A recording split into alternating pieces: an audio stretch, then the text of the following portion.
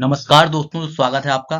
तो देखिए, आज जो वैकेंसी निकली हुई है वो है बिहार टेक्निकल सर्विस कमीशन की तरफ से वर्क इंस्पेक्टर की जो है वैकेंसी निकली हुई है। टोटल आप यहाँ पर देख सकते हैं कि 1114 यानी कि 1114 यहाँ पर पोस्ट हैं। तो आइए अब इसके बारे में बाकी डिटेल्स को जान लेते हैं। तो देखिए, पोस्ट नेम मैंने आपको बता दिया, वर्क इंस्पेक्टर यानी कि कार्य निरीक्षक। ठीक है। टोटल वैकेंसीज यहाँ पर 1114 है।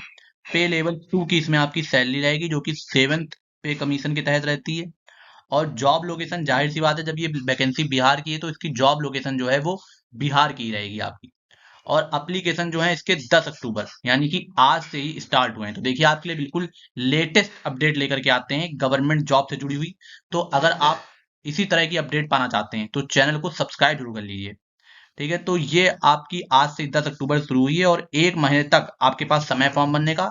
10 नवंबर लास्ट डेट है इसके फॉर्म भरने की। तो 10 अक्टूबर से लेकर के 10 नवंबर तक आप जो है फॉर्म को भर सकते हैं। और एप्लीकेशन मोड फॉर्म भरने का ऑनलाइन रहने वाला है। अब देखिए, वैकेंसी के बारे में मैंने बता ही दिया। सारी की सारी वैकेंसी जो है वो वर्क इंस्पेक्टर की पोस्ट के लिए ही है, पूरी 1114 वैकेंसीज। अब इसका एलिजिबिलिटी क्राइटेरिया जान लेते हैं। तो एलिजिबिलिटी क्राइटेरिया में सबसे पहले आती है एजुकेशन क्वालिफिकेशन और फिर उसके बाद आता है एज लिमिट। तो देखिए, एज लिमिट जो है आपकी वो 1 अगस्त 2025 से कैलकुलेट की जाएगी। ठीक है। और एजुकेशन क्वालिफिकेशन में आपको 10th पास होना चाहिए। किसी भी रिकॉग्नाइज बोर्ड के द्वारा आपको 10th पास होना चाहिए। और 10th पास होने के साथ साथ आपके पास आईटीआई यानी कि इंडस्ट्रियल ट्रेनिंग इंस्टीट्यूट का सर्टिफिकेट भी होना चाहिए। और वो सर्टिफिकेट जो है वो one of the following trade, देखिए लिखा है वन ऑफ द फॉलोइंग, मतलब इन तीनों में से किसी एक में होना चाहिए। चाहे वो ड्राफ्ट्समैन में हो यानी कि सिविल में, सर्वेयर में हो या फिर प्लम्बर में हो। ड्राफ्ट्समैन जो सिविल वाली पोस्ट, सिविल वाला जो होता है ट्रेड, ड्राफ्ट्समैन का जो सिविल ट्रेड है उसमें या तो आपके पास होना चाहिए आईटीआई का सर्टिफिकेट, या फिर सर्वेयर का होना चाहिए, या फिर प्लम्बर का होना चाहिए। और साथ में आप 10th पास होने चाहिए। तो आप जो है इसके लिए अप्लाई कर सकते हैं। तो ये हो गया आपका एजुकेशन क्वालिफिकेशन। अब उसके बाद एज लिमिट देखिए। तो मिनिमम एज जो है आप वो 18 साल यहाँ पर मांगी गई है। अगर आप 18 साल के हैं तो आप इसके लिए अप्लाई कर सकते हैं। और मैंने आपको पहले बताया कि जो आपकी एज लिमिट है वो 1 अगस्त 2025 से कैलकुलेट होगी। मैक्सिमम एज जो है वो अनरिजर्व कैटेगरी के लिए आपके 37 साल है। और अनरिजर्व की फीमेल अगर कैटेगरी से आप हैं तो 40 साल मैक्सिमम एज है। बैकवर्ड क्लासेस और एक्सट्रीमली बैकवर्ड क्लासेस की मेल और फीमेल दोनों के लिए मैक्सिमम एज 40 साल है। और शेड्यूल कास्ट और शेड्यूल ट्राइब की मेल और फीमेल दोनों कैंडिडेट के लिए ये मैक्सिमम एज जो है वो 42 साल है। तो ये मैंने आपको बता दिया कि मिनिमम एज सबके लिए 18 साल है और बाकी मैक्सिमम एज अलग अलग कैटेगरी के लिए अलग अलग है, क्योंकि सबको एज रिलैक्सेशन दिया गया है। अब देखिए, यहाँ पर लिखा है age relaxation for reserve categories and person with disabilities will be applicable as per Bihar government rules, यानी कि बिहार के गवर्नमेंट के जो रूल्स हैं रिजर्वेशन के, उनके तहत ये एज रिलैक्सेशन जो है वो प्रोवाइड किया जाएगा। तो ये आपका हो गया एजुकेशन क्वालिफिकेशन और एज लिमिट। अब आगे बढ़ते हैं। अब देखिए, सैलरी और बेनिफिट्स के बारे में आप जान लीजिए। तो देखिए, सैलरी मैंने आपको बताया पे लेवल 2 की रहेगी 7th पे कमीशन के तहत, जो कि 19,900 रुपए आपका बेसिक पे रहेगा। ये बेसिक पे है जो कि इस लेवल पे 19,900 से स्टार्ट होगा। लेकिन जो आपकी इन हैंड सैलरी है वो इससे ज्यादा रहने वाली है। ठीक है। क्योंकि आपको इसमें डीए यानी कि डियरनेस अलाउंसेस, ठीक है, हाउस रेंट अलाउंसेस, ठीक है, और ट्रांसपोर्ट अलाउंसेस भी आपको मिलेगा। ठीक है। तो इसलिए जो आपकी इन हैंड सैलरी रहेगी वो इससे ज्यादा रहेगी। अब यहां पर इसका सिलेक्शन प्रोसेस समझ लेते हैं। तो ये जो बिहार टेक्निकल सर्विस कमीशन की तरफ से जो वर्क इंस्पेक्टर की पोस्ट है उसका सिलेक्शन प्रोसेस समझ लेते हैं। तो देखिए, इसमें सिंगल स्टेज कॉम्पिटिटिव एग्जामिनेशन है ये, यानी कि इसमें एक ही स्टेज में आपका जो है सिलेक्शन होगा। तो देखिए, वो सिंगल स्टेज है आपकी कंप्यूटर बेस्ड टेस्ट, यानी कि कंप्यूटर बेस्ड टेस्ट सीबीटी होगा आपका। जिसमें देखिए आपका रिटन एग्जामिनेशन लिया जाएगा जो कि ऑनलाइन होगा। ठीक है।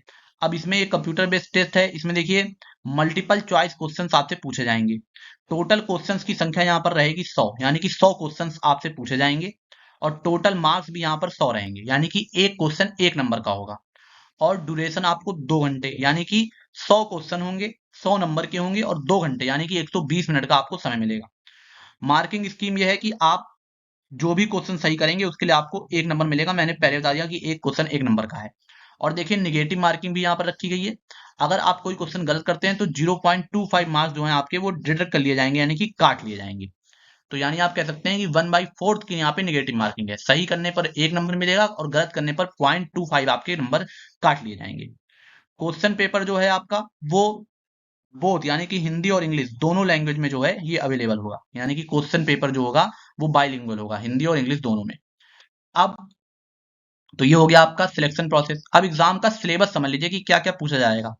तो ड्राफ्ट्समैन या सिविल की जो ट्रेड है उससे आपके 20 क्वेश्चन पूछे जाएंगे। सर्वेयर की ट्रेड से आपके 20 क्वेश्चन पूछे जाएंगे। प्लम्बर की ट्रेड से भी आपके 20 क्वेश्चन पूछे जाएंगे।